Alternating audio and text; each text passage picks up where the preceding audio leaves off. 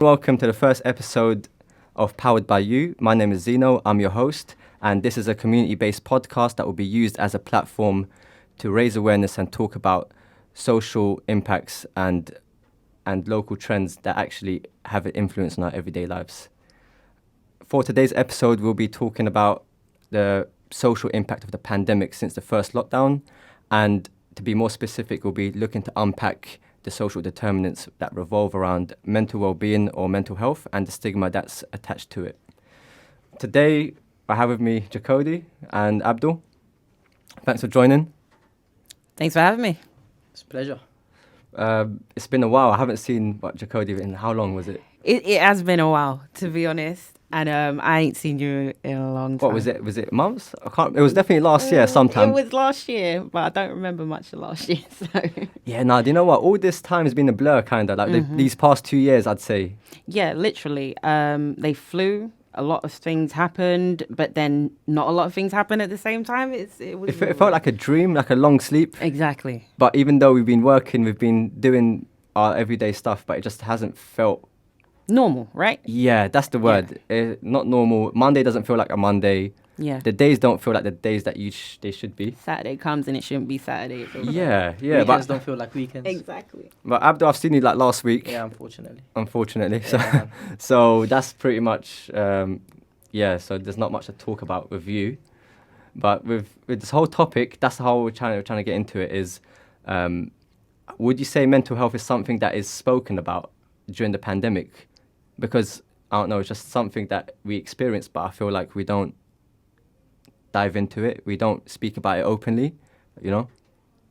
Yeah, 100%. I mean, I think a lot of people, you don't want to say anything because you don't want to be that person out of the whole group of your friends that's got something going on, right? Nobody wants to be that person. No, that's true. I get what you mean. But just before we get into the topic properly, I just want to say that us three were here to talk about this subject. It doesn't make us experts. Anything we do share is through our personal lived experience, and it's our opinion. Okay, so that's what we just want to put it out there for the viewers. So you're saying with the whole mental health issue that people are hesitant to come out and say, I'm suffering, or whatnot. Why do you think that is? Do you think there's a reason for it, or? I think because it's a complex thing, isn't it? Because at the end of the day, when people, I don't know, I can't speak 100% for everybody, but when you're going through your own kind of stuff and you can't make sense of it yourself, how are you supposed to talk about it? And then if you do talk about it, how do people perceive it? Do you know what I mean? I feel like there is a stigma around mental health. If we're being realistic, I think a lot of people that have things such as depression are not perceived as strong. And at the same time, like you said, it's not easy to explain to other people, especially if they're not going through similar things, what you're going through. So how do you expect to really get help? I do think mental health was talked about more during the lockdown because I think it was finally the time where it was focused on. Everyone was staying at home. People couldn't do anything that they would normally do that would make them happy or spend time. And I read somewhere that 52% of people that were asked for a survey for the government said that they were worried about the impact that the lockdown would have on their mental well-being. So from that statistic alone, we can see that, it was talked about more, but at the same time, I don't think it was tackled as well as it should have been. Yeah, I hear what you're saying. But the issue is there are those who are willing to talk about their mental health, and there are those who unfortunately do suffer in silence. So there could be different reasons for that. It could be due to, cultural background. For example, I know people who are, my friends, my neighbours, they did mention to me that if they were to come out and say, we are not feeling 100%, we're going through something, or it could be even just short-term mental health, right? Because you get short-term and long-term. Yeah. So even if it's short-term, they might be judged by their family because they're not educated on the topic of mental health and incompetent. For example, like you're not not self-caring. At that point, they wouldn't trust you with certain tasks because they'll probably think you're not up for it. You're not capable of doing something because you told them that I'm going through depression or I'm not in the right place or in the right mindset to do things, and they might take that as, this person almost is damaged goods. And that's how certain cultural backgrounds through my friends were telling me, because their families weren't really educated on mental health itself, and that's why they're kind of hesitant to actually tell their parents or their relatives, their uncles, their grandmas, grandparents in general. But, some do have an idea of what mental health, but not everyone. So there are people who tend to fall through the gaps, unfortunately. And also as well, what I do want to say, especially in our generation sort of thing, when you do say, I'm suffering through mental health, that might be used as an insult towards you later down the line. So people do tend to be using that as an insult, where they're like, oh, you're not right in the head, or don't talk to me, you're not 100%. You know what I mean? Yeah, 100%. We've heard that many times around us. People do tend to use that as a joke. They say they're joking, but then again, some people, the person who's going through it might not take it as a joke. So yeah, 100%. They're not seeing it like you are, right? Yeah, that's the thing. Exactly. Because you do have physical health, as well as mental health, and both of them can fluctuate. You have good physical health, you have bad physical health, and the same as with mental health, you have good and bad mental health. Some days you're feeling great, sometimes you're feeling, not so great. So if you had to say to the older generations, our parents, our grandparents, those that are not really involved with the topic of mental health, or don't know the forms it can come in, so how would you come across to explain it to them? And it's not every person who's, some people do know about it, of course, and some people don't know. I would say at this stage, it's for parents, it's almost impossible to explain. I mean, even if you do try to explain to them, I feel like the older generation have grown in, I would say, a tougher era, where mental health, as you said, is still perceived as, obviously a person can be weak. So I think in their era, how they grew up and with their parents, they were taught from childhood to not, I wouldn't say care about it, but basically ignore it. So if that's how they grew up, that's how they expect us to grow up. I feel like with with the older generation, it's almost impossible to explain to most parents about if you're going through depression or bipolar or anything like that. So I think what the main focus now should be is teaching our generation using the older people who are, for example, psychiatrists, teachers, and things like that. So yeah, I think that's where the main focus should be. I think it's too hard. Do you think it's not possible to break the barrier between the child and the parent, though? I think with some parents, obviously, it is possible.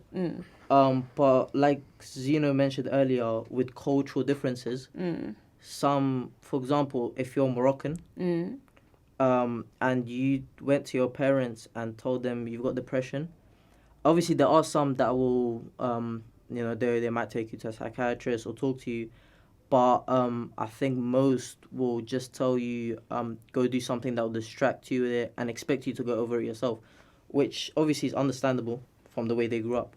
But yeah, at the same time, I think it's just, most parents, I think it's too hard for them to see where we're coming from exactly. No, I hear that 100%. I get that. Is it similar in Caribbean culture? I can only speak from my personal experience. There's many forms of mental health, anxiety being one of them. It's something that I'm familiar with in my surroundings. We're very comfortable with addressing the situation only because we would rather bring it out into the open than to hide it away. But initially, there's always that first thing where we always try and hold it in and we don't talk about it. And that is because we are worried. Right, yeah. Yeah. Okay, that's good to know. So would you say, was this pre-pandemic, by the way? Pre-pandemic, yes, but heightened during pandemic. So how were you impacted in the pandemic yourself? Like, did it impact you a lot or not really? Not so much because, as you said before, the older generation, they all kind of instilled that you got to get on with it. And yet that's my mentality. That's how I am as a human being. But there were times, there was no way you was making it through an entire week and being happy throughout the whole week in a pandemic. At home as well. Yeah, it was crazy. Okay, yeah. So we all have our ups and downs, I suppose. Mm-hmm.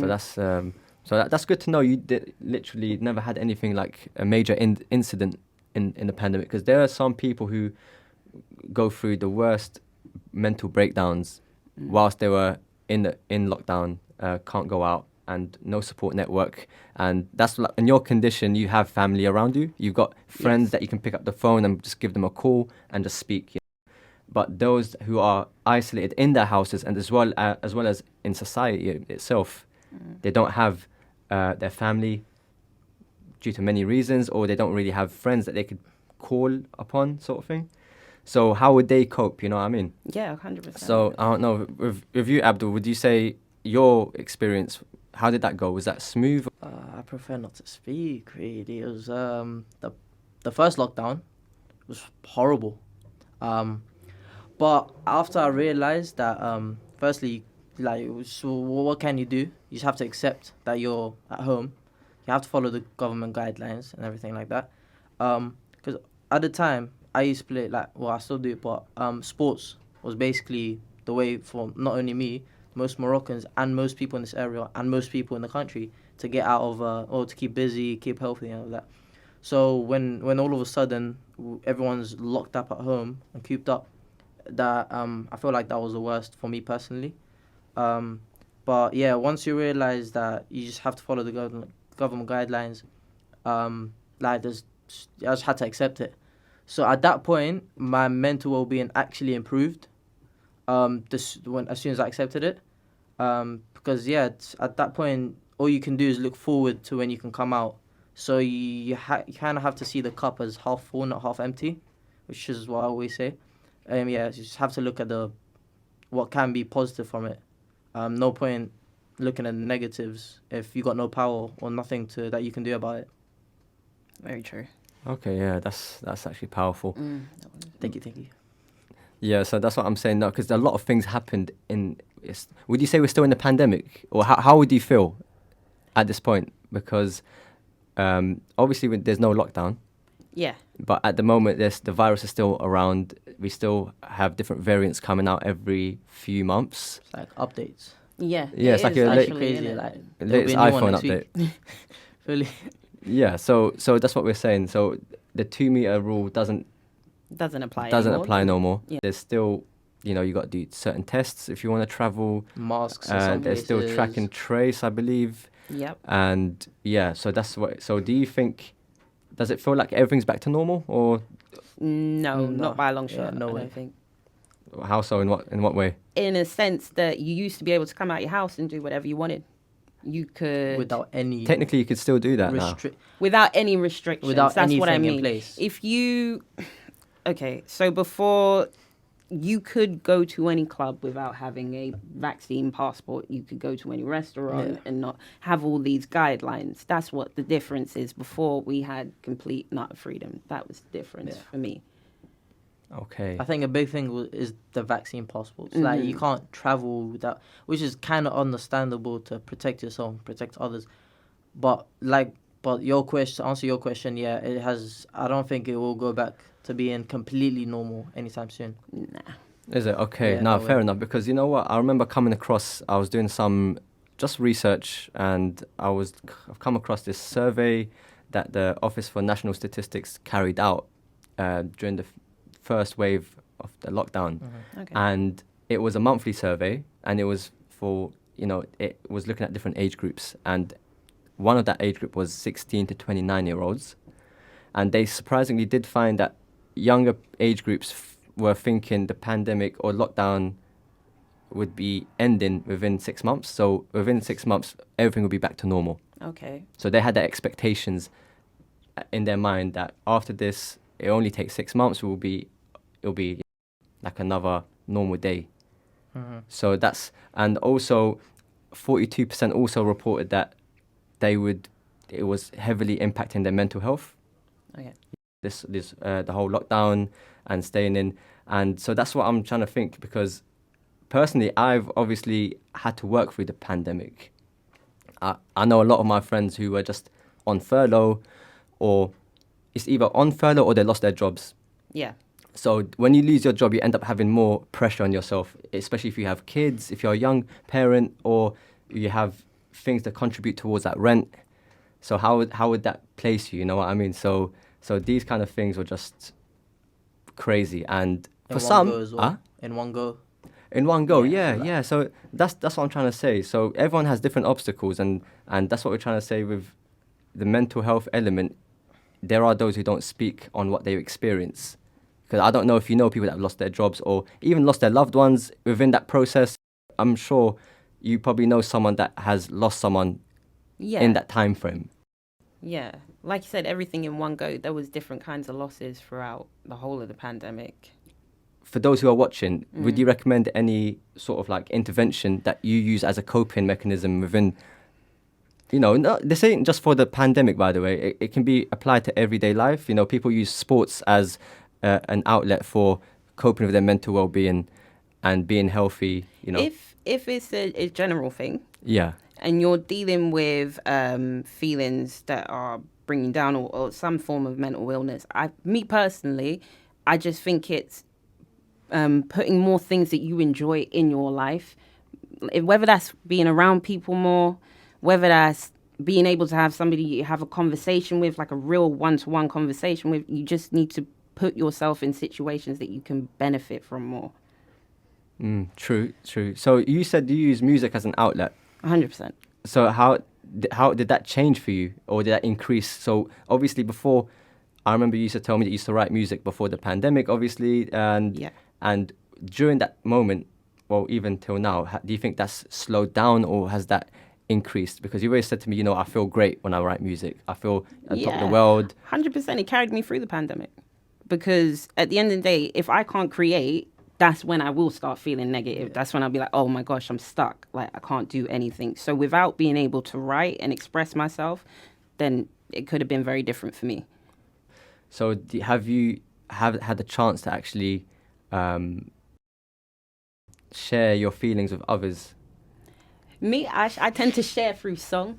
Okay. I don't have the one-to-one conversations. Do you find it a bit cringe or a bit awkward to talk about? Yeah, I mean, I've got one or two people that I can have that serious conversation with, and I'm very blessed to do that. But Zino's not one of them.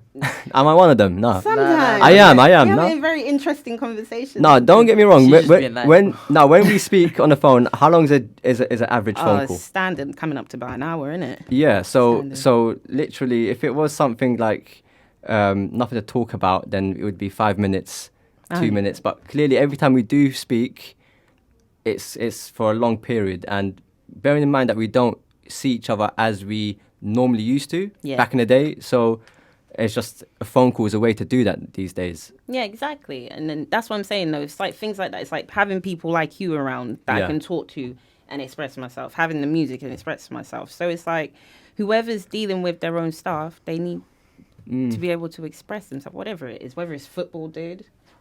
That's true. But those who actually think like I can pick up the phone call, and like you said, it's a blessing to have someone that you can just pick up and vent to, I'd say, and just tell them how you're feeling, and they wouldn't be there to judge you, for example. Yeah. But like I said, some don't really have a friend that would actually listen to them. I can understand why that's a problem, because like, for example, like, so let's say I don't know how big your friendship network is, but during the pandemic you can't meet people. There was certain points that you can't go to. There was the zone, there was tier 4, tier 3. Oh yeah. If you remember that. So how would that be in terms of did your social media time increase, or did your phone calls increase or like text messaging? Because personally for me, I can't, when I've got certain people I haven't seen, then you text like 5 people at once. It becomes it becomes so, it's a burden. It's bad to say, but it's just you've got to reply back to every person. Then you start convos left, right and centre. It's a new person that you haven't heard from. You lost track of the other convo. Yeah, and then you forget to reply. So that's what I'm saying. So did you end up falling into that? Yeah, I did. And unfortunately for me, I always used to do it. Every text message used to get sent all on the same day. So 5 conversations on the same day. It was crazy, but it's like, if you don't have that, dude, what do you do? Do you know what I mean? There's nothing else. Yeah, exactly. That's true. But like, that's true. I get what you mean. So, in a sense, I personally think when I talk about the mental health issue, people do say we know that there are services accessible. We know what to do. They have a good idea about what mental health is, what good mental health is, and what bad mental health is. But I just feel like they avoid talking about themselves because it's a part of them. You know what I mean? So if I was to ask you, have you accessed any... There's a difference between me asking you, have you accessed any services, or do you know of any services? You're more likely to answer me saying that you do know of services, but you would say, no, I haven't accessed any services. Yeah. You know what I mean? Yeah. Because you might be thinking, I'm going to judge you for that. Yeah, you kind of want to keep it under wraps when you're going through stuff sometimes, isn't it? That's you true. don't want the whole your Yeah. business, and then people might start talking about you. But at the same time, if you're not there to speak to anyone, how do you expect to get advice? Or not to, like, personally, I spoke to someone. They advised me to go play for with a club. I started playing with the club, and I felt better. But if I didn't have that conversation with that one person, I wouldn't have had that as an option. So yeah, if you can't speak to anyone, you can't really expect any help. So yeah, you just have to do it. Okay, fair. So what qualities would you see in a person that would make you think, all right, you know what, I'm comfortable with sharing with what I'm going through with this person? Because obviously you have different friends, you have acquaintances, you have colleagues, and like, I do understand it's not no one's business to know what you're going through, but then again, sometimes it just feels right to tell someone that you're really close with that you're not feeling so great, or to bear with you because you're not yourself lately because of XYZ. Yeah. So what would that person look like to you? So what characteristics do they have for you to be like, you know, I'm comfortable enough to open up to you? So you don't. I think people wouldn't want someone who's overwhelming. So sometimes you might tell someone you've got depression and you've got certain thoughts. They might take it, I wouldn't say too seriously, but overwhelm you with their reaction. So they might be a little too outgoing with their responses, and the person might panic. The person who's facing the mental health issue. So I would say someone who's not overwhelming, calm, and obviously a good communicator. And especially if you know the person has maybe contacts or information that they could share.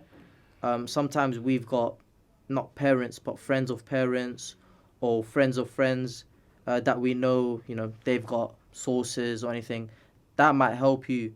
So if you have a word with your friend who's got associates, they are most likely going to talk to someone to help you, and that's what you need. So I feel like it just needs to be someone that's not overwhelming. You can talk to without getting like someone like reaction. Yourself, dude. To be honest, it's like if I didn't know you, looking at the situation, I wouldn't even know if somebody came to me and they had depression and they were calling me. And the first thing I'm thinking is you need to talk to somebody, but I don't know where to refer the person to. That's the only information I can give them. But because I know you, I can source where to go from you because you can give me that information. Yeah. But if I don't have somebody like you, then it does become a problem. Yeah, that's true. Yeah, because I remember having a conversation with you, telling you, this person's offering support, this organization's offering support, just in case you might want to pass it on to your friends, relatives, or people that you just know. Yeah. So yeah, it was important to keep in contact, just because I might know some stuff that's going on in the local community that you might find beneficial, not for you particularly, but for someone that you may know is in need of help. Yeah, exactly, because I wouldn't be able to do that by myself, to be honest. Yeah, so that's the thing of the whole community element, that we all have to be understanding, and we all have a duty of care in terms of, like, even if it's your close friend or not so close friend, it's just when someone is in a time of need, you just help them. It's an instinct. So for those who are watching, so what kind of message would you give to the viewers? Because I'm sure it's not only young people or young adults watching, it could be anyone from different generational different generations. Yeah. Would there be something specific that you'd want to put out that for them to take on board, so when next time they do come across a similar situation, there's a message to take away from this conversation? Me personally, I would say to somebody, don't let yourself believe that you have to go through something alone and that people won't understand what you're going through. You're not going to come across like a great deal of people that might understand you 100%. but there's always going to be people that's willing to talk to you, willing to help you. So don't keep it locked inside, because it's not going to change if you do it that way. Yeah. Okay. I agree. I would say for the younger generation, stay active. Go to youth clubs. I think youth clubs help a lot. There is more and more, every year. Mm-hmm. But I don't think enough under 18s that use it. And yeah, I think that's I think that's what most people our age do. Sports, music, art, Yep. things like that. For the older generation, I don't think I'll have the best advice, 'cause I have no clue. So yeah, I'm not sure for the older generation. No, fair enough. I know what you're saying, but this topic can go on for ages and Yeah, ages. we could be here for hours. We could be here for hours, because you have people who are our age that have caring responsibilities. Yeah. And they don't have the luxury of going out there and, going to youth clubs or going to play football or write music, or just go out and socialize, because they've got someone that is their primary, they're a primary carer. Yeah. So stuff like that. Some people have overcrowding in their house. Some people, there's so many different elements to this, and I think if we can talk about this more in other episodes down the line, we could have more time dedicated to each one of those. Yeah. So I think we got to consider other stuff as well, 100%. So yeah, I think we're about to wrap up, Okay. but that's pretty much it. Any questions, Abdul? No, not really. I think Okay. I just wish we had more time to actually discuss Delve more. into it, innit? Yes, it goes a lot deeper. Yeah, man. But hopefully, keep an eye Yeah. out for more episodes. That's it. So thank you for both for coming. Thank you. Appreciate My it. pleasure. Hopefully, other episodes will have other more topics to Yeah. cover. Okay. So that was it for today's episode of Powered by You. I hope you enjoyed it. If you did, then you know what to do. Comment, like, subscribe, and most importantly, can you just share this video so You others never can... know who might need it. Yeah, very important. Yeah. So that's what we're trying to do, and we hope to see you again next time. For now, take care. All right, thanks for having me.